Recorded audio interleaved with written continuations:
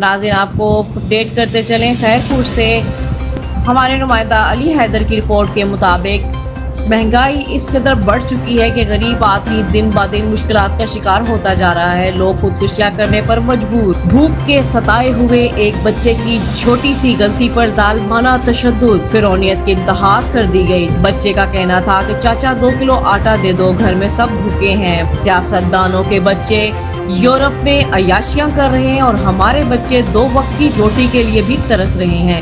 پنجاب کے علاقہ میاں چنو میں ایک 12 سالہ معصوم بچہ آٹا چوری کرتے ہوئے پکڑا گیا اور ظالم سماج مدد کرنے کی بجائے اس پر تشدد کرتے رہے, لیکن وہ پھر بھی آٹا مانگتا رہا. وہاں پر موجود عوام دیکھتی رہی لیکن کسی نے بھی اس بچے کے دکھ کا مداوا نہیں کیا. خدا ہمارے حال پر رحم کرے, ایک دوسرے کا احساس کر کے جینے کی توفیق عطا کرے. نمائندہ خصوصی Ali Haider, deputy bureau chief Rashid, Khairpur, نئی آواز.